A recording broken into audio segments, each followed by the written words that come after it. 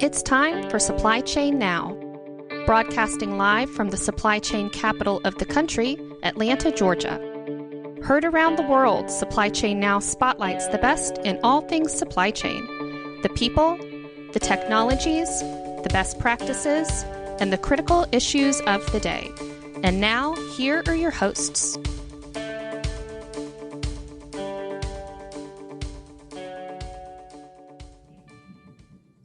Hey, good morning. Scott Luton, Jeffrey Miller here with you on Supply Chain Now. Welcome to today's show. Got a great episode in store. Jeff, how you doing this morning? I'm doing fantastic, Scott. Glad to be with you. How are you today? Excited. I'm ready to learn. I've got my big notepad paper ready to go. Got 3 pens because I'm taking 47 pages of notes. Yep, me too. Exciting guest we've got today. Agreed. And on this episode, Jeff, we're going to be speaking with a couple of thought leaders in the digital transformation space, right? Doing big things to help companies grow and succeed through this industry 4.0 and beyond. So be prepared. Stay tuned. We've got an exceptional 2 guests and story here today we're all going to learn from. Jeff, quick programming note before we get started, though. Hey, if you enjoyed this episode, be sure to find us and subscribe wherever you get your podcast from. And you want to make sure you subscribe so you don't miss outstanding stories just like this. Absolutely. All right. So, Jeff, you ready to release the Kraken? Release the Kraken. Let's go and learn something new. All right. So with no further ado, let's welcome in our guests here today. We're going to first welcome in Shan Muthuvelu, President and CEO at UCBOS. Shan, how you doing? I'm doing great, Scott. Thanks for having me today. I'm really excited to talk to you, talk to Jeff, and share what we have learned in the market and what we could do differently in this COVID environment. Agreed. And it's been a pleasure to get to know you much better over the last year or so and track your thought leadership in the space. So, and you, along with you here today, Shan, your colleague Steffanie Ness, Vice President Global Sales at UCBOS, is joining us as well. Steffanie, good morning. Good morning. Thank you for having us. Excited to be here. Definitely. Well, I appreciate the one-on-one lesson I got, demystifying some things a month or 2 back. It's always very helpful. And now we get to share Steffanie and Shan with our audience, Jeff. So this is going to be, I think, a rock and roll episode. Absolutely. Yep. Interesting perspective on the market and a cool new company, and I'm eager to learn more. We are too. All right, so before we get to the heavy lifting and get into the heavy thought leadership that both of you will be sharing, let's get to know you both a little bit better. And what we like to do there is we like to learn more, and Shan, we'll start with you. Hey, where'd you grow up? And give us an anecdote or two about your upbringing. Great. So my mom made me in Singapore because my parents were living there. But she, delivered me in a small town called Karakal in India. It's one of the 4 French towns. That's where I was born. Grew up in another small town called Parayar in South India. The town had great teachers and great professors because even though it was a small town, it had a college. They helped me to learn, math, English, science. That helped me in 3 things. One, they helped me to get into a Catholic high school where, I can get better grades. Number 2, get into engineering school where I did electrical and electronics engineering back in the days when nobody wanted computers. Then number 3, they also helped me eventually land in the U.S., get my, transition to the U.S. to do my non-supply chain job in the U.S. But, I got attracted towards supply chain, as soon as I landed in the U.S. Then I joined Manhattan Associates, who were doing pretty well in supply chain, doing some great softwares in Atlanta. I joined them. There was never a dull moment. Maybe I spent 1 week in Atlanta in the office. Then after that, I'm on the roads. Right, customers like Nordstrom, Williams-Sonoma, Excel Logistics, you name it, Shoppers Drug Mart in Canada, right? So many Debenhams and Canon in UK. They made me go to Sweden, Netherlands, all around the world. to do projects where I could learn supply chain, help customers, solve their supply chain problems. From there, I went to UCBOS Systems as a VP of Global Services, which helped me to, interact with Kellogg, Sony, Black & Decker, Home Depot, so many other enterprise customers. And then in 2013, I started ITOrizon as a global niche supply chain consulting firm. Right. That's where my journey started. I'm really excited to share, more details with you guys today. We are too. And just to clarify, ITOrizon and UCBOS, these are your first entrepreneurial ventures after such a wealth of experience kind of driving change in the corporate arena, right? Oh, yes. I have to convince my wife, hey, are you ready? I'm taking a big risk. And, right, she said, yes, go ahead and do it. I give you, a pile of cash, not a big one, but she gave me a short amount of time. She gave me like 3 months. If nothing happens in 3 months, you're going back to the corporate world. Hey, we can appreciate that here for sure. A lot of entrepreneurial kindred spirits here. So, and thanks for also giving us a taste of not only your personal upbringing, but also your professional journey. That's really important as our listenership is trying to understand kind of your point of view and put in context there. Steffanie, let's switch gears over to you. Same question, and then, we can spill right over into your professional journey. Where are you from? And give us I'm from the West Coast. I've lived in many states, but I'm from the West Coast, originally in the Oregon area. And I loved growing up in Oregon. It's beautiful. And they do something there that I think everybody should do. But it's called Outdoor School. Have you ever heard of it? No. So the state of Oregon, as people might know, is very environmental friendly. To put it mildly, I've been known to walk down the street and seen people point because they littered and make them pick it up. I mean, they're really kind of, at least when I was growing up, right. It was really, so what they do is it's a state-run program, and just like you would go to summer camp, only it is an outdoor school. It's funded by the public schools, and all 5th and 6th graders mandatory to go. So you spend a week in the wilderness, or mine happened to be on the beach, which I was happy with. But, it's cabins, and they teach you, how to tell what time it is. They teach you about, nature, how to start fires, So I think that it certainly instilled in me my love for the outdoors, and I think, it stayed with me forever. So I think that it accomplishes what it's supposed to, because I'm a scuba diver, and, anything I can do outside or in the water is, 100% the most important thing. Love it. I've been to Oregon with a large, I was called large chicken sandwich reseller. They get all their fries, I believe, or certainly the large majority, from a plant in Oregon that gets fresh area potatoes. And I was able to tour this plant, and it was absolutely amazing. But anyway, gorgeous. I remember flying into Oregon and seeing all the farm, which is probably one of the reasons why they're so serious, which I love. Yeah.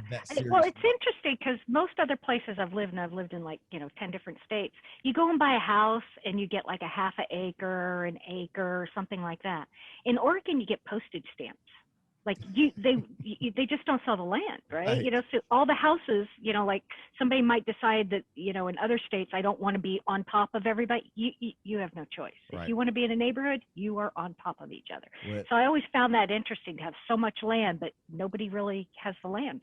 It's certainly a pretty part of the country. All right. So let's kind of also, just like Shan walked us through, give us a feel of your professional journey kind of leading up to UCBOS. And then I'm going to circle back with you both and get some eureka moments. So Steffanie, tell us about what you did prior. So my husband and I married early, and he got recruited to New York. So we moved to New York, and I went to a recruiter, and I was doing, after both of us graduated school, we moved to New York, and I was asked, what do you want to do? And I'm like, I don't really know. And they're like, you belong in computer consulting sales. And I said, you sure? And they're like, yep, I'm sure. So I went on an interview to Coopers & Lybrand, and in fact, they said yes. I'm like, I got a D in basic in school, right? The computer language basic, right? The computer language basic, right? And like, no, this will be good. And it was just love. I just absolutely love technology.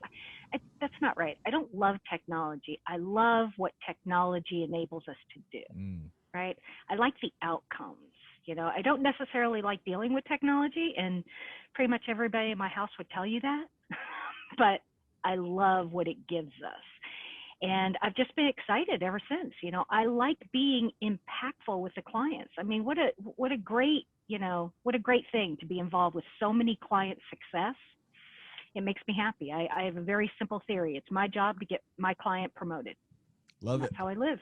So so prior to joining the UCBOS team and after Cooper and Librain, I think if I got that right, any other key role that helped shape your worldviews to say? Yeah, so Coopers and Librain is now PricewaterhouseCoopers. So I started off with the big, in the big 4, big 6, big 10 at the time. I don't even remember anymore. And interestingly, I found that in supporting the clients, I was in such a large organization. Clients were asking me for certain technologies. I'm not going to even tell you the technologies because I'll tell you how old I am. Case tools. Anyway. Well, I failed a C++ class, so if we're all sharing secrets here. There you go. So I remember coming back to Cooper's and it was actually Allied Signal, which is now Honeywell.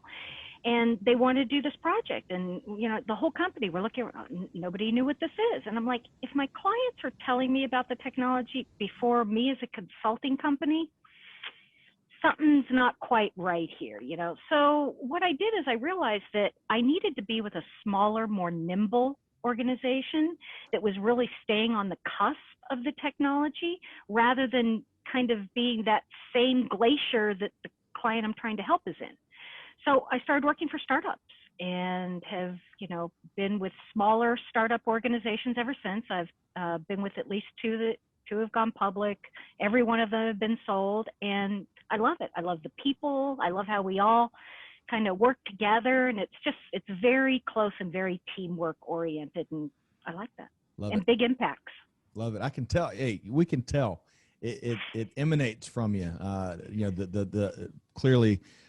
How rewarding of a journey that y'all are on, and I tell you, y'all have been on the move since we initially plugged in together a year or so ago. So looking forward to learning a lot more. All right, so before I turn over to Jeff, our eminently qualified technologist that's going to help us work through this digital transformation conversation and more, let's circle back, Shan, and we love talking about eureka moments here. There's those moments, those epiphanies we all have day in and day out at times. And there's been no shortage this year. What's when you look back at your journey to this point, what's been a key eureka moment? Great. If you ask me what was my key eureka moment, the enterprises are doing great things, right? Always trying to reinvent themselves, right? Emerge into new markets and bring in emerging technologies. But my eureka moment was, why are we still spending 90% of our resources, time, and money on just keeping the lights on, right? Why can't we do 90% on new things, disruptive things or, unknowns? Why are we focusing, why can't we focus on that? And we should only focus 10% on, keeping the lights on. That was my eureka moment. Can we change the way, whether you are a strategy team, engineering team, IT team, solutioning team, can you, get some new way of operating your business, right? That was my eureka moment. That's when I thought, 1 year into ITOrizon, I realized, there is a need, to change things for my enterprises, right? That was my eureka moment. Love it. Paradigm shift, right? The proverbial paradigm shift. If we had a nickel for every time we heard that in the last couple of years. I love that. I love that embracing that story of embracing that new mindset. That can be so tough for so many leaders. Yeah, definitely. Even my people ask me, right, are you trying to say, we are making good money in consulting, even though it is, some legacy, some new, some integration, a lot of thought leadership, but we still felt like we're still trying to spend all that energy, great energy, on keeping the lights on. So we want to come out of that. Yeah. Love it, Shan. All right, Steffanie, your eureka moment. I think my eureka moment was I had it was a very long time ago, but we were having a challenge with an application, and somebody looked at me and they said, "The answer's in the data, stupid." And I'm like, "Data, stupid?" That was kind of offensive, wouldn't you say? And they said, "Well, no, because it's really the answer, because we walk around on a daily basis talking about applications, talking about systems, talking about operating systems, talking about all these things. But the answer is really in the data." And my eureka moment was realizing the answer's in the data. Right.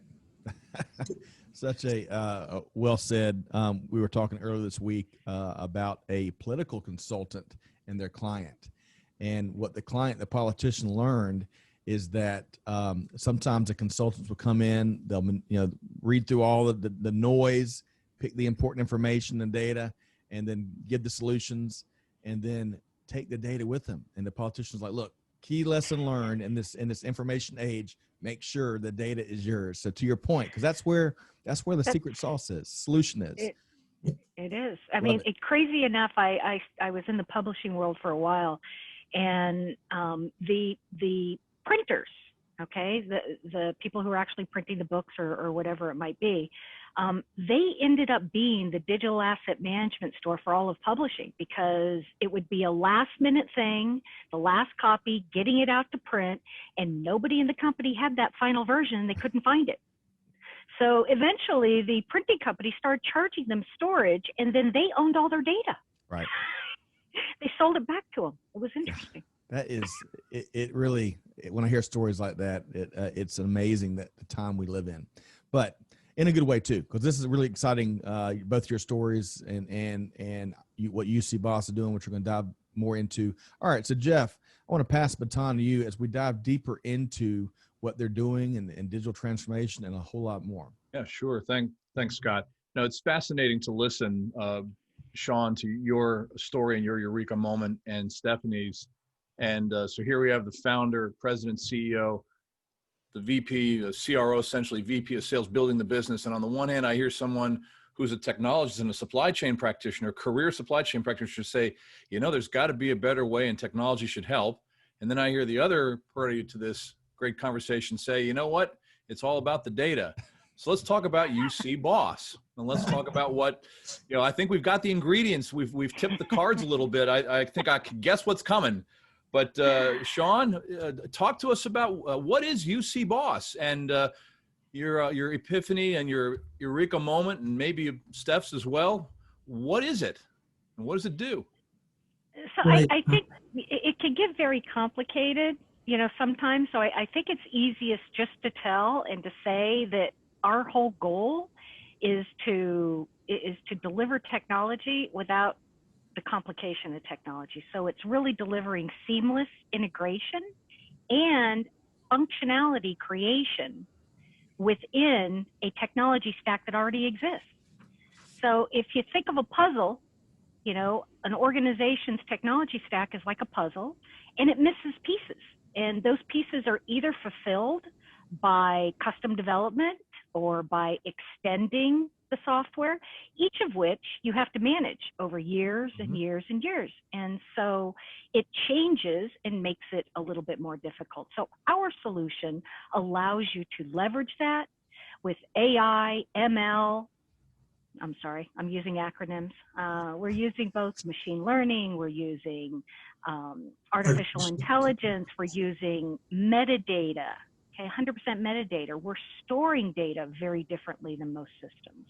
And so all that technology is actually delivered with a easily used GUI front end. We have a simple model. Model the business, manage the business. That's what we do. And the focus, again, the genesis being part of a supply chain view from ITOrizon, and Shan, this is applied toward the supply chain domain space? Predominantly, yes, because that's our bread and butter. That's where we get plenty of knowledge.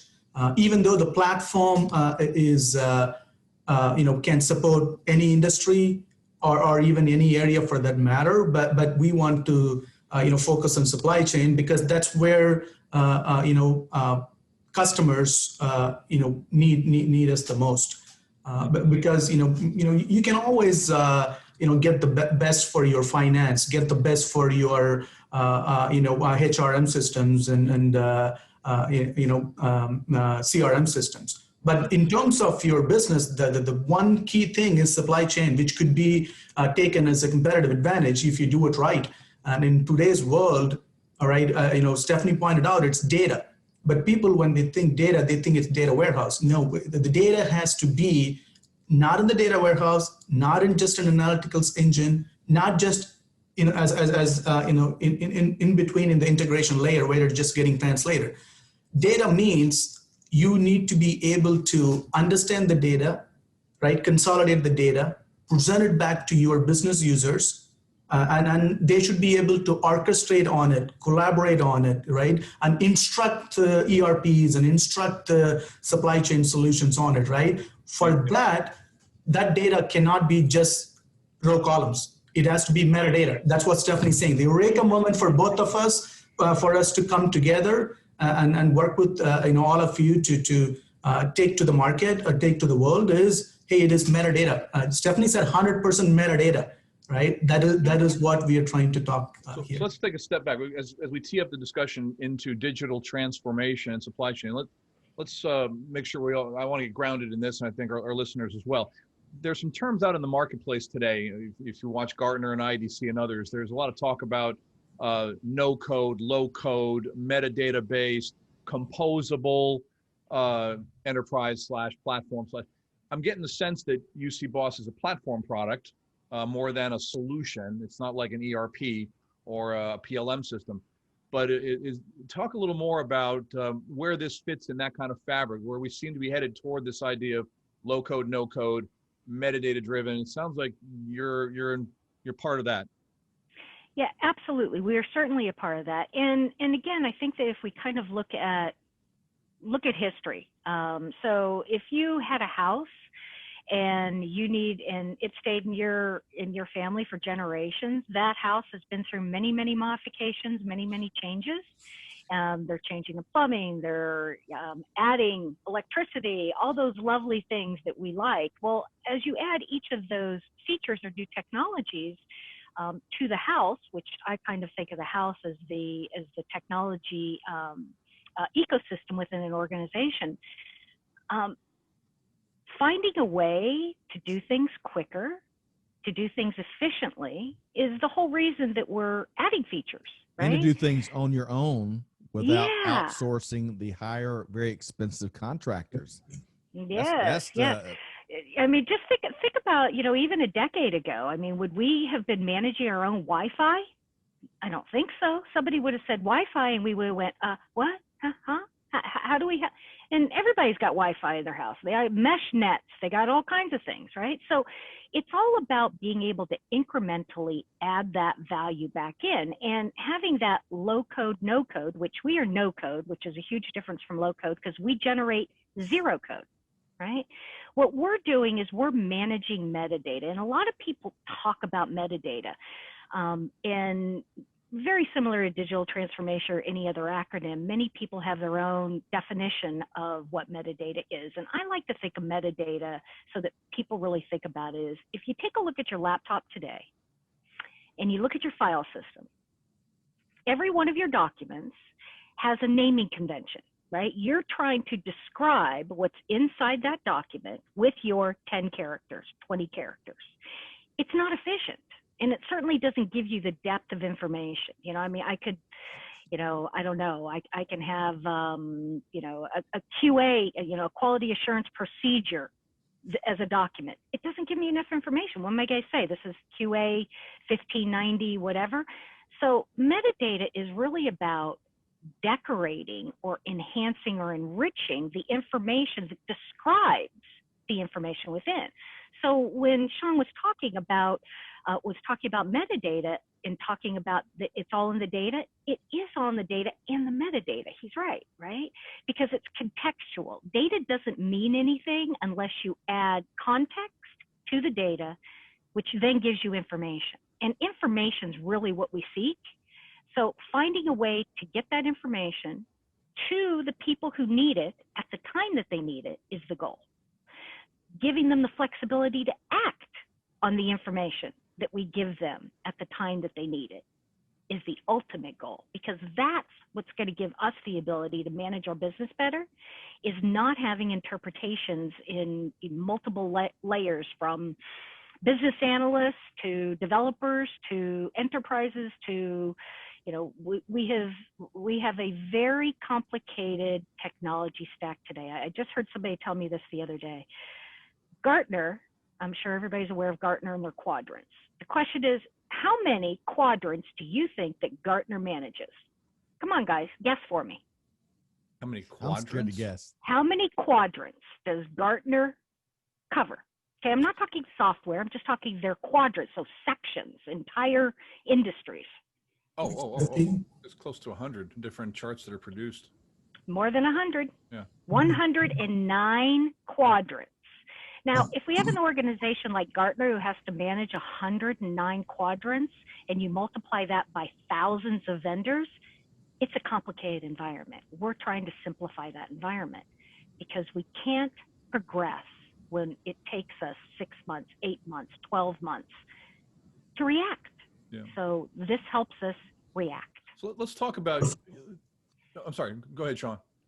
No, there was a question about even the composable enterprise, right? As Steffanie pointed out, we're talking about completely no code, not low code, 100% no code for any enterprise, right? In today's world, the way businesses are operating is they have, let's say the business has 1,000 business attributes that runs their business. 50% of them will be already solved in their legacy applications or best of the breed or any enterprise applications or package solutions they have. And 50% will not be there. And that 50% will be ever changing, right? Due to COVID, it's something different. Due to a hurricane, it's something different. Climate change, it's something different. So how do you manage those 50% which really drives your business, right? And that's where the metadata comes into play, what Steffanie is talking about. That is learning your business attributes without creating them, meaning without coding for it, designing for it, right? That's where the metadata comes in. If today's enterprise, all they want to do is, hey, I've done so much on my business, but I want to transform. For that to happen, I need to re-engineer, redesign, reintegrate, redeploy, right? All these four, redesign, reintegrate, redeploy, all the way back to, re-engineering.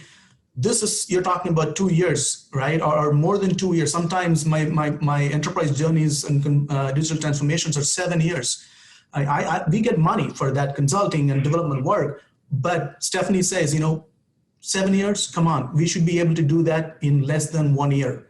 Anything that we touch should be 2 weeks to 4 weeks, 2 weeks to 4 weeks. That's what Steffanie talks about, right? Yeah, this is where it gets interesting in the context of digital transformation, especially in supply chain, where COVID has demonstrated to us that we were far less flexible and less agile than we thought we were. And a lot of that has to do with the difficulties of integrating information, converging information, sharing information, data and information, I should say, among the traditional functional silos of the supply chain, from planning to sourcing, procurement, manufacturing, distribution, and so on. Yeah. And what I'm hearing is you're touching on ways to make those connections more efficient. The act of digital transformation invariably involves rethinking processes and how data flows, and that's where the wheels often they don't necessarily come off, but it gets very complicated. So talk to us about the role of the UCBOS platform in that kind of situation where we're dealing with complex processes fraught with lots of data, legacy data, or systems that don't necessarily speak with one another particularly well. And now we want to re-architect portions of our supply chain. So how do you address that? Great question. Let's start with what you said, convergence, right? Let's start with supply chain convergence, right? In today's world, right? Enterprise has won the convergence. It could be because, I have the East Coast is running on a different stack of ERP and supply chain systems. My West Coast is running on different systems. Why? Because my mergers and acquisitions, asked me, forced it on me that I need to have two systems. Eventually I will come up with one stack, but that's going to take 5 to 7 years. But then you are going to continuously buy more. So what is needed for the hour today is how can you converge, meaning stitch together what you said as complex systems, right? It could be the Oracles and SAPs and Manhattans and Blue Yonders. How do you stitch them together so that you get a business data metadata layer in front of you for your business people so that they have access to the data, they can view the data, they can orchestrate on the data, they can also create data and also find what's working, what's not working, scenario analysis, all kinds of planning. Then on top of it, going back and instructing the complex ecosystem, meaning going back and helping Oracle, helping Manhattan, helping Blue Yonder, to do what is orchestrated in the silo system to do, or maybe a collaborative orchestration. And this is where UCBOS is becoming not just a no-code platform to integrate, to house data, but to present it the way you want to see business, to orchestrate you want to do the business, then also go instruct other systems as well. So we are solving, bringing data, presenting it, orchestrating on it, and also pushing data out to the end systems. It's interesting. I think there's a new paradigm that's kind of emerging here. We all have recognized for a long time how necessary it was to connect, for example, spare parts planning systems to field service, so that we send a field service technician out to look at a crane or a fleet of vehicles, and they say, well, here's what we need for predictive maintenance purposes, and they have a hard time getting those part requirements back into the systems. And what they'll do is they'll create a hardwired integration. Now those two systems, the dispatching and spare parts management system and the procurement system, are forever tied, and it's usually inflexibly.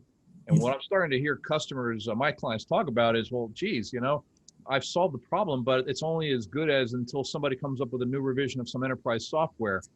Is there some way that you can help address that by making these connections more durable and not so codependent between systems? Yeah. Yes, right. In today's world, as you said, if you're rigidly connecting, right, number one, you're creating that connection and you have to maintain that connection forever. And in the cloud world, if some of your cloud modules are coming out every 3 months, you have a new cloud version coming in, who's going to sit and maintain this connection? So, in the modern world, in the composable enterprise world, your connection should be self-learning, meaning you should not be coding. Number two, it should be self-adapting, meaning if you take out one WMS and put another WMS, or it could be the same vendor's 2020 version, but I want to now take the 2021 version, different technology, does not matter. I was in a Java, on-premise technology yesterday. Tomorrow I'm going to a Java, cloud technology. It does not matter. We should be able to just plug and play. Right? These kind of integrations, self-learning, self-adapting is where the composable enterprise is going. And that is one thing, just on integration. But you brought up a great point, right? You have spare parts as an issue, then also have field services. If in today's world, the customers will be asking, manage it in a better way, meaning when I'm dealing with the parts, don't look at it just as the parts. Then when leading with field service, don't look at it as just a people doing a service. Can you bring it together? Meaning it is a service which has people. Then it also has inventory. That means it has a package, a pallet, some lot tracking, then some customer experience as on top of it. Can you connect them together instead of just dealing with us? I have a package independently in some system. I have a person in another CM system, then I have a tasks to be done in a field service system. Instead of that, can I look at it holistically? There is a person, there is a product, there is a service, then there is tracking, then there is customer experience, all connected together so that I get the full view, and also I can orchestrate on that full view. That sounds like instead of hardwiring, you're dealing more with what the artifacts are than what their particular names are within a given solution. And I've started to hear this. This is really helpful because I've started to hear companies, vendors of solutions, talk about pin for pin compatibility. They think they have the best solution, but they are collaborative with other solutions. And so that when you build a business process model and you enable it with technology, you can unplug one set of technologies and plug another set in, and all the structure you built will still be functional. I guess, is that what metadata is about? Sounds like it. Exactly. That's exactly. Yep. Yeah. Yep. That's Because exactly your journey, what it is. exactly, and your journey of in your transformation journey, people think the transformation journey is going from point A to point B. Yes, correct, right? Sometimes it looks like, yes, point A to point B, but not true. Your point B is not really B. It could be B today, C tomorrow, D day after next day. And in that journey, who is going to have all these, orchestrations and integrations managed? Because every point that you stop at needs a different way to integrate, different way to do business with. So that means you need to not only learn new ways to do business within your organization, you also have to learn new ways you have to integrate with all your complex ecosystems.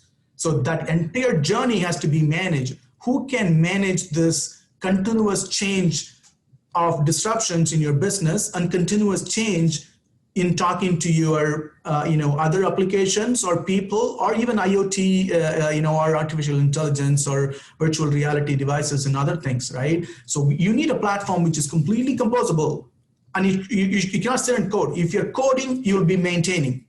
So anybody says I am generating code or coding, even if it's low code, you have to maintain. So the world is going towards where I don't have to code, I don't have to maintain. It has to be completely composable, meaning no code, 100% metadata. So that my focus is on inventing new things and plug and play, as you said. The plug and play does not have to be just plugging out a transportation system and putting a new system. Let's say somebody comes up and says, I have a package which does a better containerization inside a warehouse, which is packaging, or inside a truck, right? But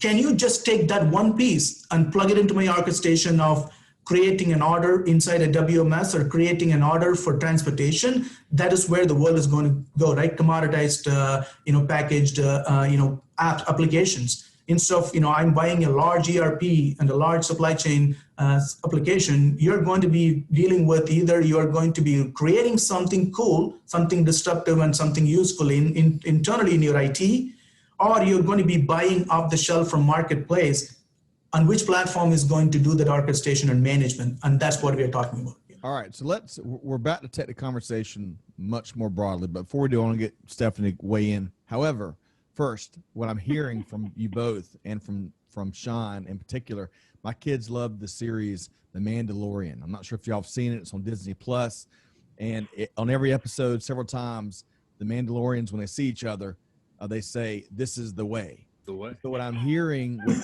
no code, this is the way. This is the way forward. It is that grand equalizer, which is a beautiful thing in this rapidly ever speeding along era of change we're in. So Steffanie, weigh in on that, and we're going to go water in a minute. I think that we can say I just joined the Gartner IT Symposium a few weeks ago, and the keynote was actually about a composable enterprise. And one of the statistics that they quoted there is that 65% of organizations by 2024 will be using low and no code. So this isn't new per se. This is heavily adopted, necessity heavily adopted, that we can't build the custom apps that we used to. We need to move more quickly. And, one of the things that I'm not sure that Shan highlighted is when we talked about that you normally have to create, manage, and deliver the applications. Well, the other whole half of that is you have to document, you have to train, you have to run usually concurrent systems for your users who love you when you do that. Love when you do that. And have I mentioned how much they love new systems and new functionality? They get very excited about that training. So you get to avoid a lot of that as well. So it kind of, it really makes everybody pretty happy to be able to do things faster quicker and not have to test and worry about whether you're breaking any other part of your very complicated ecosystem because we're working with metadata. You know, Scott, you think about the folks that you talk to every week on Supply Chain Now, and if there's one theme that runs through all of the conversations you have, it's rate of change. Doesn't matter whether it's a logistics company, pallet company, software operations, the rate of change, again, it's a top of mind topic because of COVID. That seems to be a theme that runs through everybody that we talk to who appears on Supply Chain Now, and it characterizes the industry. So this to me, it's pretty cool to learn about a platform called UCBOS, right? You know, that's written by folks who come out of the logistics and supply chain arena. That's kind of talking about providing technology that's going to match the business need, which is all about speed of adaptability.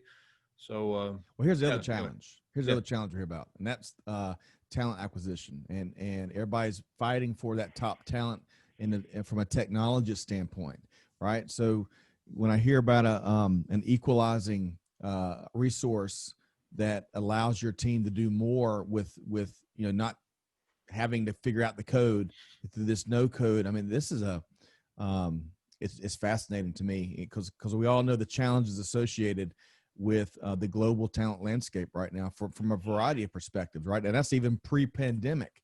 It's only gotten more challenging. So this is fascinating to me. So if you are good with it, I'd like to go broad because despite all the really neat and exciting things that you and the UCBOS team are up to, there's also no shortage of exciting things that are taking place, global supply chain, global business. So Steffanie, let's stay with you for a second. When you survey the global landscape when it comes to supply chain and beyond, what's an item or two that you're tracking right now? Really predictive analysis, demand strategy. I can't imagine being in a position where I'm having to predict demand with an entire rug pulled out from under me. I mean, I have nothing to go by. I mean, what is air, right? the wind blowing. I mean, honestly, so I think that is, to me, the most important because it's the beginning, right? It's the beginning of that planning, how much, where is it going to be needed, all those things, and finding ways to do predictive analysis and do that demand generation in a more what if analysis, kind of thing where you're, I mean, it's one thing to say I'm going to need, I don't know, a box of toilet paper. Shocking that I would come up with that one, I'm sure. But it's another thing when you're actually laying out the entire thing, right? From your vendor all the way through, what's that really going to take? And you really have to be able to do that in a technological way so that you're not missing anything, right? When you have nothing to work with and you got the whole thing out from under you, that to me is extremely important. And so that's one. And then the second one is e-commerce.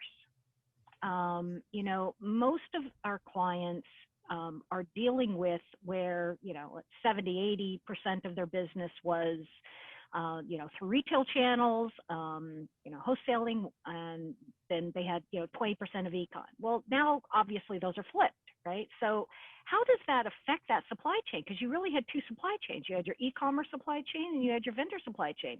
And the convergence or the inability of these two supply chains in a converged manner to be able to do that planning and logistics, those to me are the two, most challenging that I'm seeing today.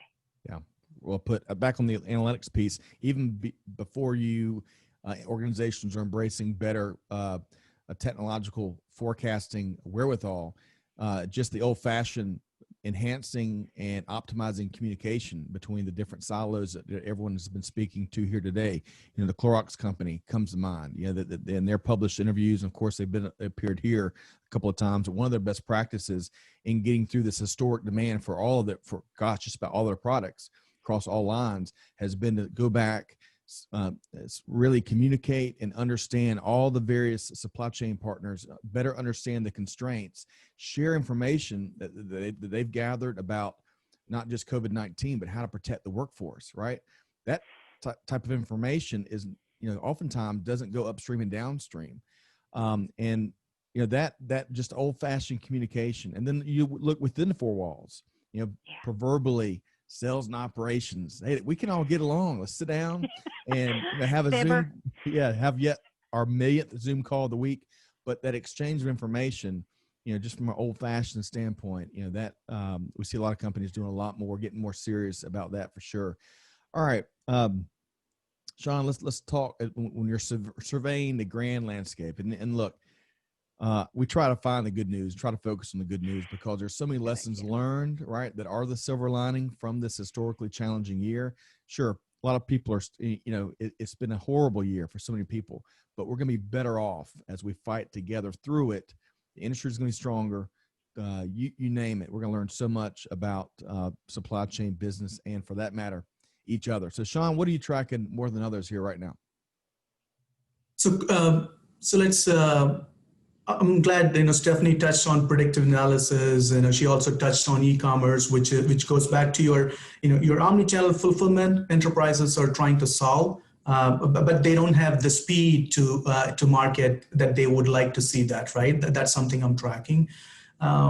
Let's take even something that came up last 2 weeks ago, right, that I started talking to my folks, is the Pfizer COVID vaccine distribution, right? And the reason they said, I am going to manage it myself, is mainly because, there is no time for them to go integrate or collaborate with other businesses, whether they are distribution companies or carriers or parcel companies around the world, they don't have the time, and also they don't have the technology to do that quick connection, quick learning, quick integration. That's why they're saying, I will manage it myself. But this is not something that is going to go away after a few months, right? What is needed is something where, can I bring from the manufacturing to the distribution to my end B2B customer to my consumer, then also the returns and doctors and nurses, you name it, the entire ecosystem of source to consumption. Is there a way that you can track it down to the level needed by the business? Not telling them, currently they may say, if I'm distributing something, I can only tell you at the level of SKU or item. I cannot tell you what the package is. I cannot tell you what is the special package I have made for this COVID vaccine, because this should be temperature control, but at the same time you don't have to put it in a freezer. All these special needs and requirements and tracking, whether it is IoT tracked, whether it is just systemic tracking, you don't have a way to track it. It's almost like the blockchain are needed, but it's not matured. But can you create a blockchain of all these companies with all the necessary information in an ecosystem? That's what this metadata linkage can do in a platform. That's what I'm tracking. And that's not just needed for vaccine distribution. This is going to be needed because you're hearing every 3 months a new disruption. Whether the disruption is due to something like COVID or something like weather, climate change, it's not going to go away, and we can't just close our ears and eyes and just keep sitting around it, right? We need to attack it and solve it, and you need that is what I'm tracking right now. How do you connect the new inventions in IoT, new disruptions, and also the existing solutions and the new solutions that you want? We have to stitch them together for the supply chain convergence. Sitting on our hands is certainly an option. That's not going to make too many organizations happy, but great point. Kidding aside, great point. Disruption's only going to get, same, just like the rate of change, right? The rate of disruption there's a ratio there for sure. The other thing, going back to the vaccine, cloud is already a legacy now, right? People thought cloud is new. Now we are talking about cloud as a legacy thing. We have to go past the cloud now. But, about the vaccine, and I think it's Pfizer that is doing everything internally, because they're one beyond what you shared, one of the biggest concerns they had is, the cold chain requirements, right? Mm-hmm. And those exchanges provide the opportunities for for spoilage, right? And they're really, even though it's not the magic wand solution that we're not gonna have to deal with the pandemic anymore. However, trying to, a lot of vaccines have a 25 to 30% spoilage rate, which is massive. They're trying to keep it at 10. But there's a greater analogy here that all of you are speaking to, and that's those exchange points, those linkages. Your global supply chain or your global technology enterprise is only as strong as your weakest link, and both of y'all have spoken a lot to that.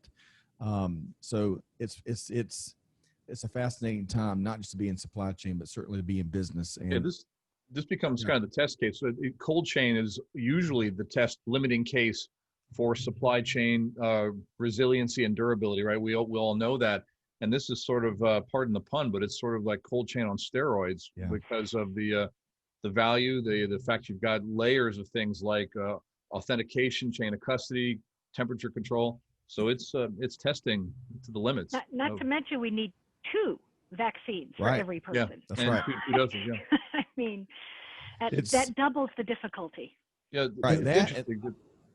That access for all, right? There's so many different issues, but you know what? Global supply chain is up to the task, and it's not going to be easy. It's not going to be overnight, but this is a mission that the industry is built for, and warts and all.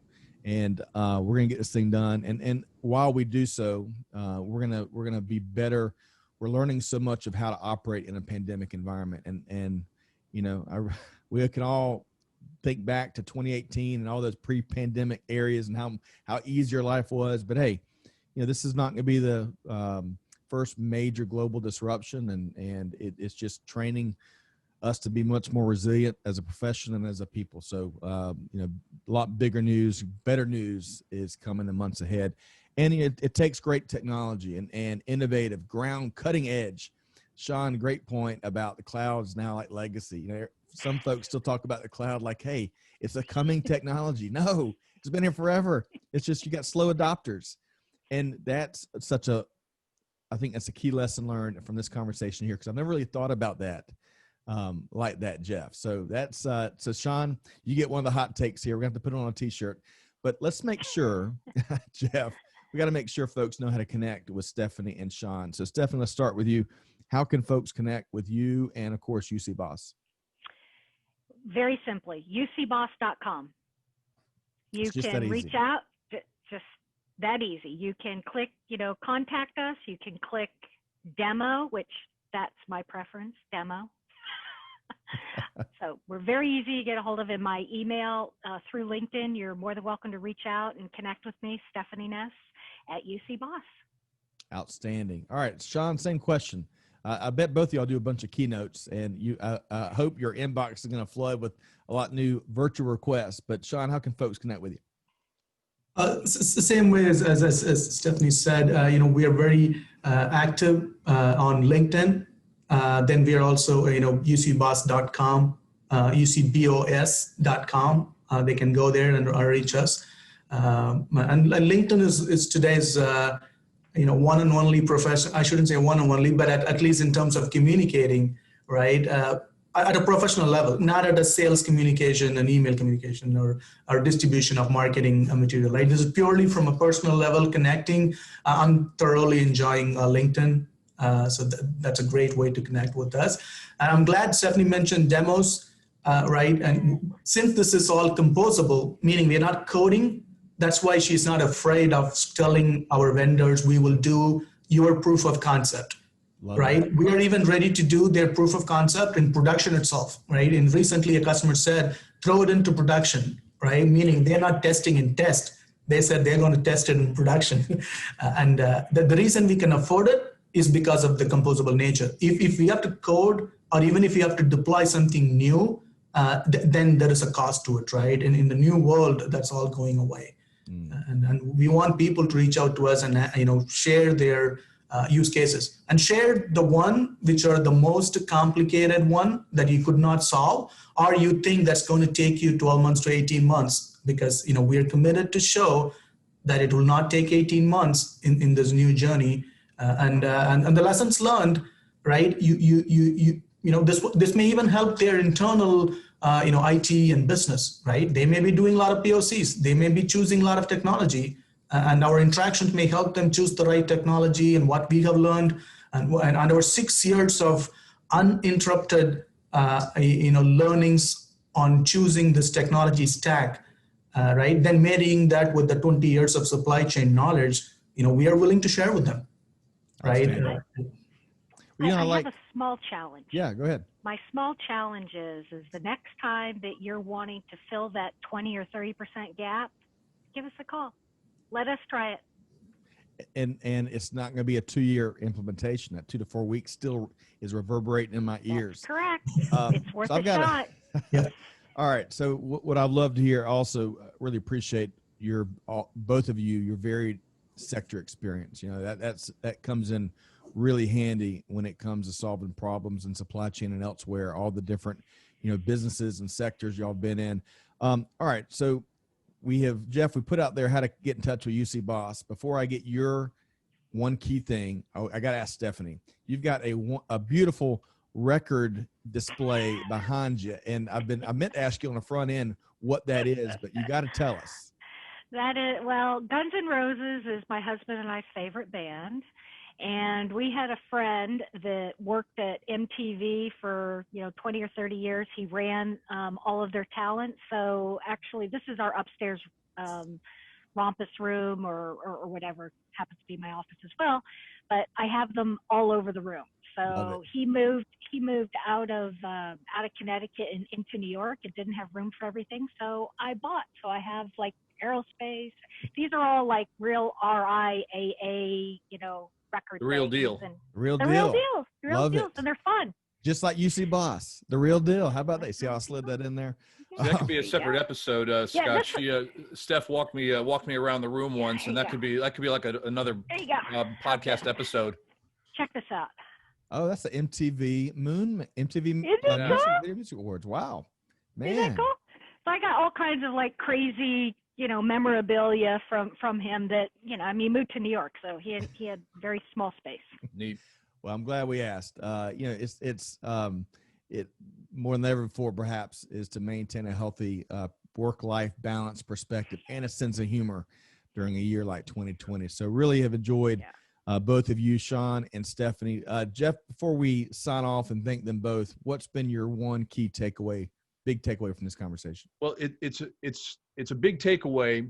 We know supply chain for decades has driven technology. We in operations, we want something, we need a capability, and we demand it from the technology that then often catches up. We solved integration with enterprise systems. We largely now in the last 5 years have solved connectivity to end devices. We're on our way.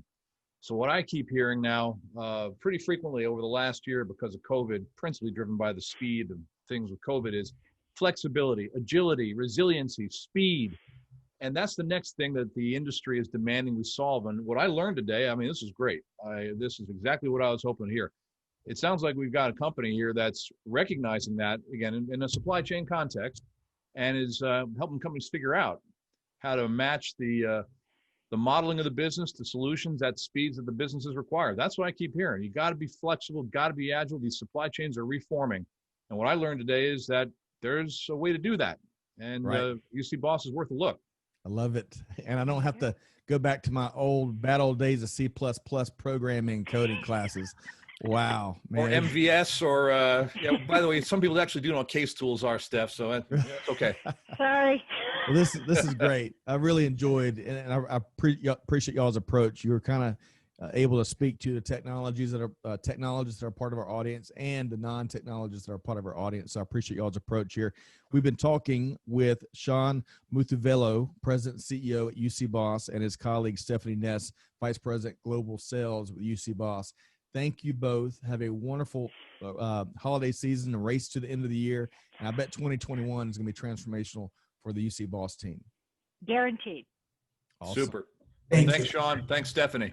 Oh, no problem. Thank you. All right. Thank you. Appreciate it. You bet. We're going to wrap up here. Jeff, great episode. Really enjoyed learning from Shan and Steffanie. Home run stuff. And I appreciate your key final takeaway. There's so much here, 27 pages of notes at last count on my end.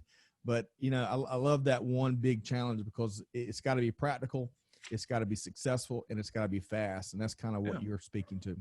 Well, that's what every week you got guests on the network here on Supply Chain Now. They're talking about this very topic, and for decades, we as a discipline, we've been pressuring technology. This is what we need operationally. Bring it to us, give it to us, and it sounds like this latest challenge now about flexibility and agility, technology is responding, and that was why I was hoping to hear from the folks from Shan and Steph, and I think they've got something there. I agree. So to our listeners, hopefully you enjoyed this episode as much as we have. Of course, we're going to put those links in the show notes. Make it easy. All about connecting with our guests with one click. And it's just as easy as UCBOS.com as well. But hey, I hope you enjoyed this episode. You can find more episodes just like this at supplychainnow.com. I want a big thanks to my co-host, Jeffrey Miller. A lot more intriguing content from Jeff on the horizon. Jeff, thanks for your time. Thank you, Scott. Pleasure. You bet. To our audience, hey, going to challenge you like we challenge ourselves every single day. Do good, give forward, be the change that's needed. And on that note, we'll see you next time here on Supply Chain Now. Thanks, everybody.